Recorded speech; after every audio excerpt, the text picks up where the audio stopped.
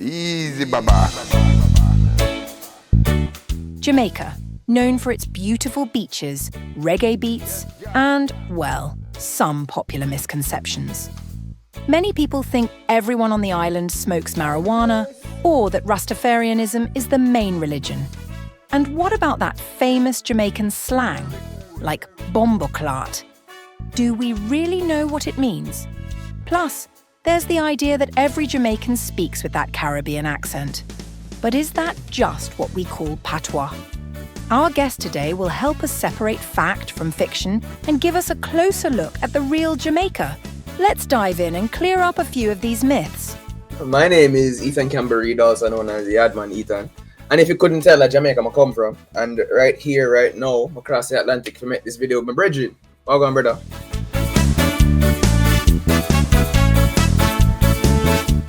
Wagwan, my brother, you are welcome to Giant Traffic TV. My name is Nino, and I'm glad to have you here. So this is what I will call things that we don't hear about Jamaica, or things that we don't see about Jamaica. I want us to look at some of the misconceptions about Jamaica. When you go on social media right now, these are some of the things, or these are some of the questions that many usually ask. So with you here, I think we will have much insight about all these things. So you are welcome once again to Giant Traffic TV. So my brother, let's start with our conversation.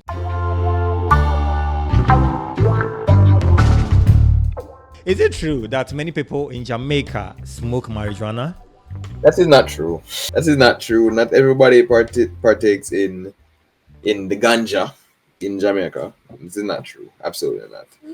I would actually comfortably say most people in Jamaica don't. You know, it's not until relatively recently, in recent years, Jamaica decriminalized marijuana, and within those years, we've started having more cannabis dispensaries, legal cannabis dispensaries throughout the country. So it's decriminalized. So no more criminal records are getting a charge for carrying up to a certain amount. So if you're just having it for recreational use, nobody's going to bother you whatsoever. However, it's still, the medical side of things, it's also, being looked into more, something like CBD, something that these cannabis dispensaries actually do sell and prescribe. CBD is something that I would say more people are starting to use for whatever things that they may be afflicted with. Like, for example, I've used CBD before to help me sleep. And some people who may have some sleeping issues, they've used CBD to help them relax at night and go right to sleep. No high whatsoever. So the medical purity of marijuana is also being explored more. So you have more users than I would say smokers. You understand? So but even still, there is still a stigma that exists, I would say, from the older generation, where it's concerned. But the thoughts of marijuana has been changing throughout the years in Jamaica. Oh, okay. Great one. I understand you, my brother. I understand you. So now let's move to religion. I want to ask you, or we want to know, is Rastafarian the main religion in Jamaica? Absolutely not. Jamaica is very majority Christian. Really? Rasta is man. Like, Rasta is a very small minor. Like, to be like first of all, not everybody with locks is a Rasta. Like, I never pretended to be a Rasta, maybe for a skit, but I've never seriously taken on a Rastafarian identity. I always tell people I eat like a 7-day Adventist. I eat chicken. I eat, beef. You understand? Every now and again, I'll do something very vegan. You get me? But I never said I was a Rasta at any point. But not everybody with locks have Rasta. But Rastafarian is very. Let me tell you the stats real quick. In Jamaica, Okay, bro. like, it's a very small group of people who are truly Rasta. Like, you have to look on people like Capleton and Sizzler. Them man, they're the Rasta. Is it me? Jamaica is like 1.1% Rastafari. Oh, okay. Many thought Rastafarian is the main religion in Jamaica. The difference is, I just want to say the difference is Rastafari was just that impactful. That's what it is. Because there would be no, like, there wouldn't be Bob Marley without Rasta. Understand? So that's simply because even though I don't pretend to be a Rasta, I say I appreciate what Rasta has done for the culture of Jamaica. You understand me? I say? So that's part of the reason why I have lost. I'm not no Rasta. Is it me? I say? But it's just that impactful. I just wanted to say that. Oh, okay. Great one. So we've spoken about religion. Now I want us to look at accent and slangs. Bomboclat. Whenever you speak to any Jamaican, you hear this word, Bomboclat. My brother, you are from Jamaica, so tell us, what is the meaning of Bomboclat? Where is it from? And why do you always use Bomboclat in most of your sentences or most of your words? So first and foremost, it is without a doubt our most popular cuss word in Jamaican patois, right? Because it is able to fit any situation. It just depends on your intonation. It isn't me.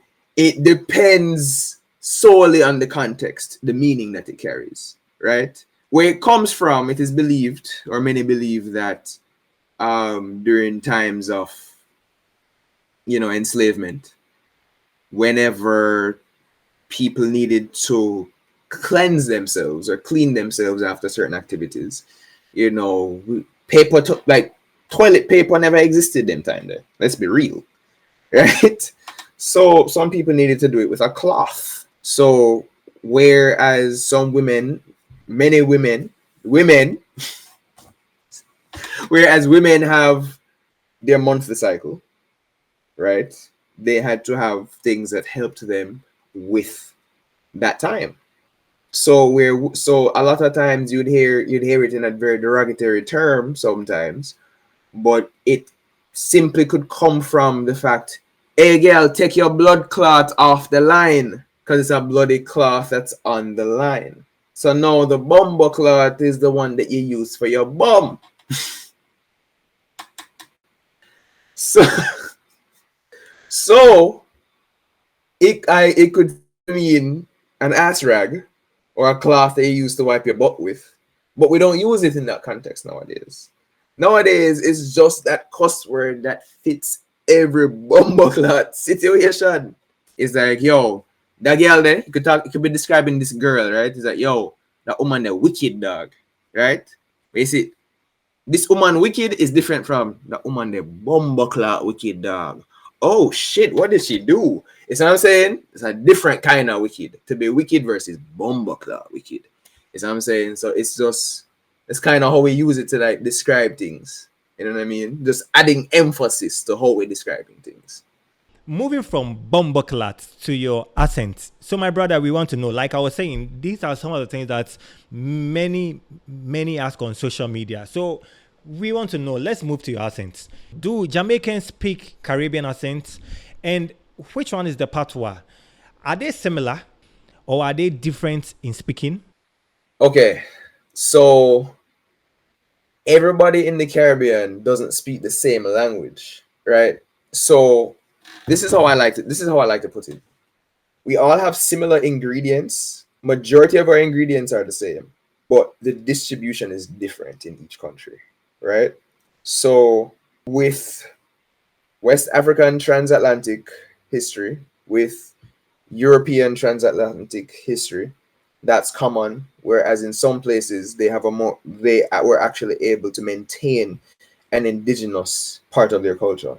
So if you look in places like Dominica or St. Vincent, you could actually see indigenous people who still live there, even though they may be a minority.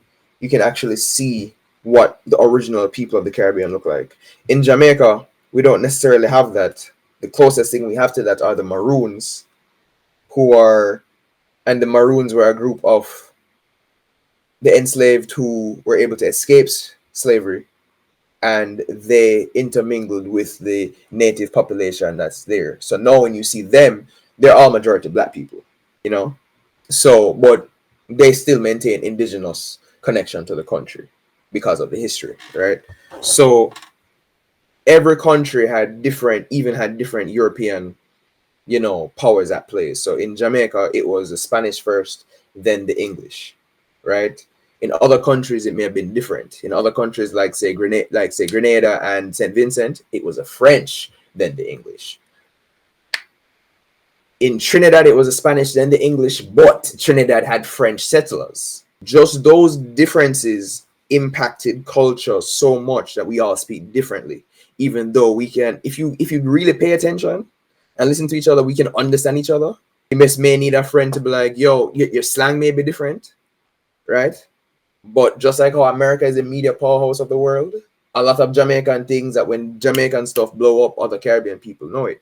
So a lot of Caribbean people are able to relate with Jamaican music. And you as a Jamaican, and it's just that Jamaica has a small, true soca lover, soca music, a genre of music, if you know, you know. But other parts of the Caribbean have their own versions of soca, from Trinidad, Dominica, call it Bouillon, St. Lucia call it Dinner Segment, Grenada call it Jab Jab. Everybody have their own form of soca, but Jamaica has its own small soca population that really appreciates that music. But besides from that, Jamaica music is known throughout the Caribbean easily, right? So we all speak different ways. We all have different cultural accents, but we can understand each other, is what I'm saying. The Bajans, though, them rough. Like, Bajans understand Bajans. The Bajans, blood clots. Bajans are rough. Wow. So But who are the Bajans?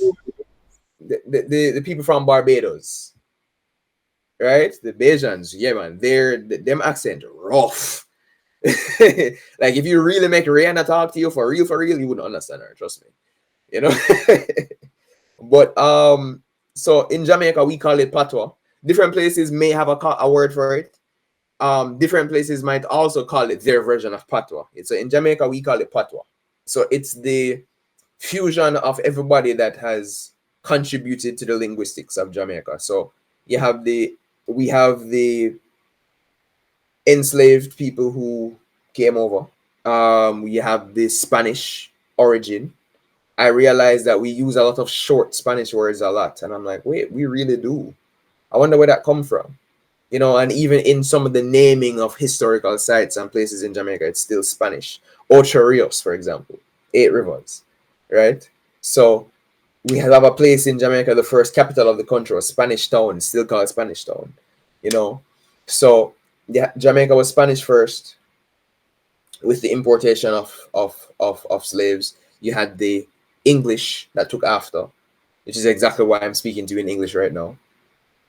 But you then you still have the maintenance of African words that were preserved over years that were just mixed into the language. And it wasn't until 10 years ago, this Igbo girl from Nigeria took me one side because she listened to me speaking, and she took me one side and she showed me, like, on a chart. She was like, yo, I recognize some of the words that you're saying.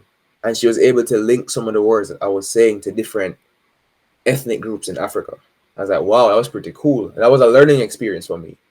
I really started to recognize how much of that African influence still persists in our culture, is even in the words that we use and a lot of us don't realize. So I know sometimes, some people might hear me speaking and I'm like, oh, is that Pidgin or is that Creole? It's similar. It's just our version.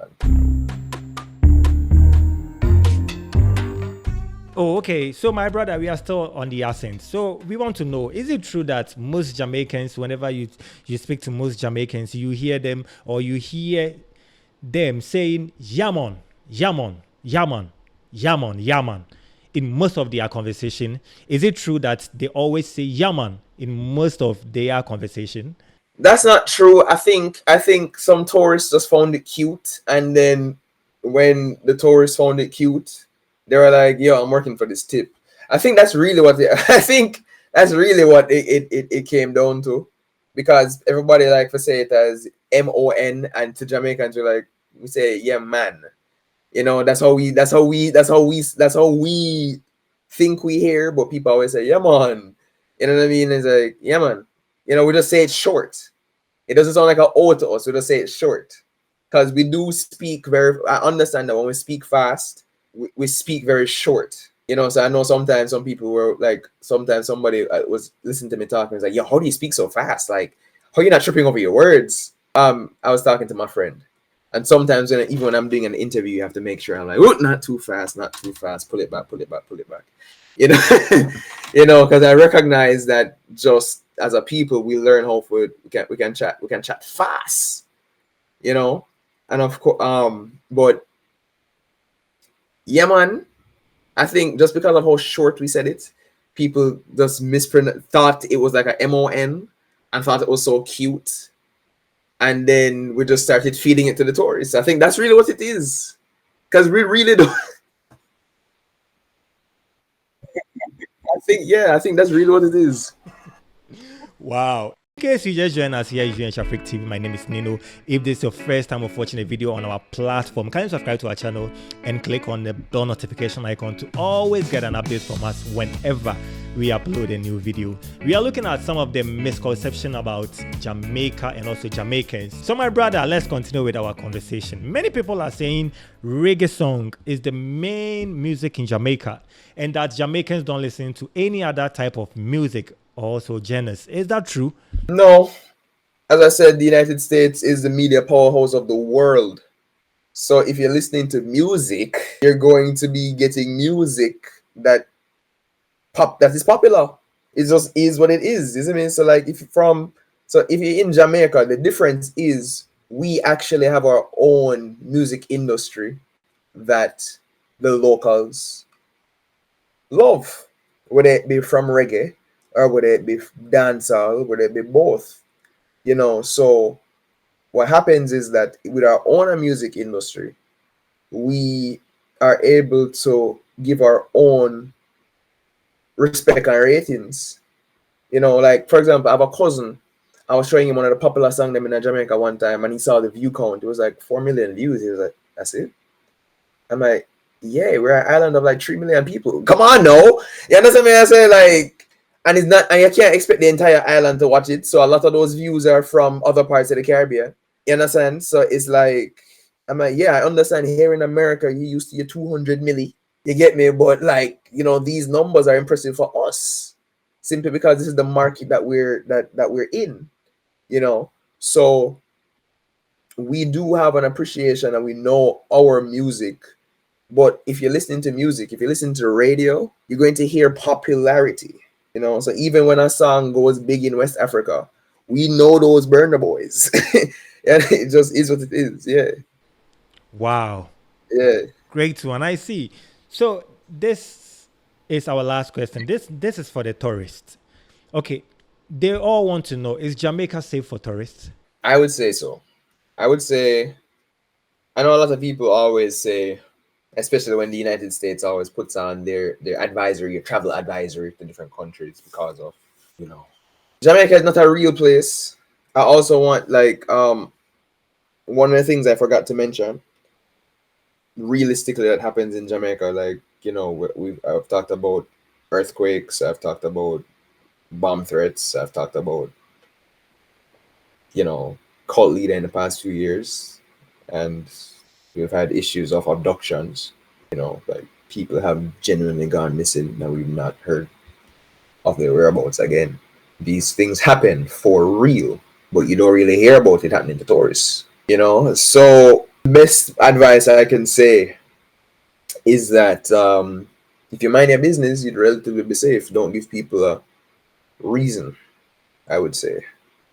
And I'm not trying to say give people a reason to sound as if I'm victim blaming, but understand time and place where you are when in Rome. Understand what could potentially make you a target to somebody, is what I'm saying. And I say that to say, if you are a tourist and you want a true local experience in Jamaica, I encourage you to do so traveling with somebody or traveling to somebody who lives there, who understands the road, who understands the code, right? to make sure that you act accordingly a certain way if you want to have this kind of experience. If you just want to be in Miami, just stay at the hotels. You'll be fine.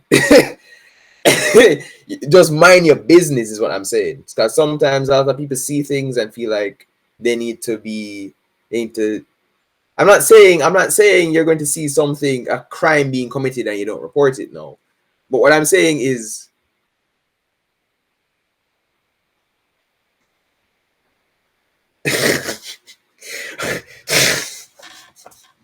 what I'm saying is, do so with vigilance. Do not get involved in conversations that don't concern you.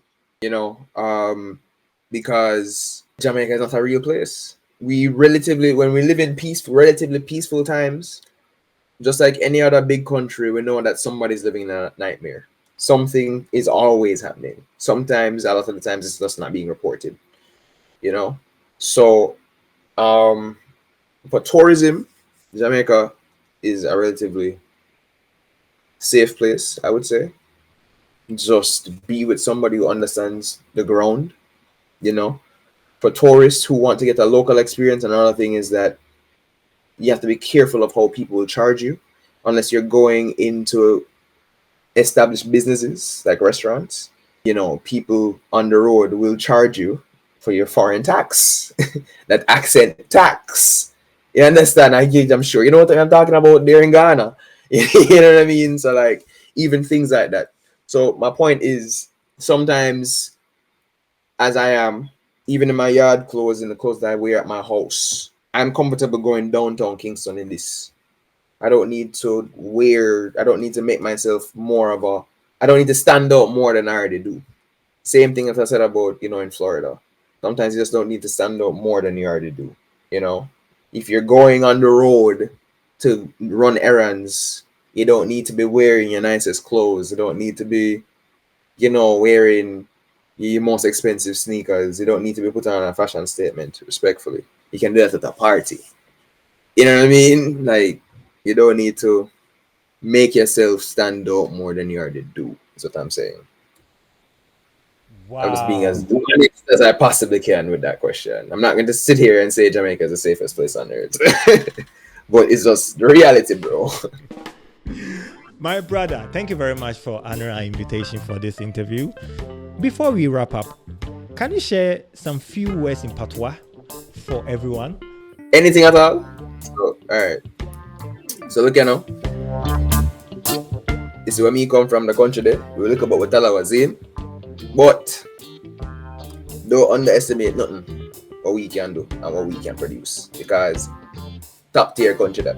Little piece of country, big global impact, can't say nothing about that. You see me?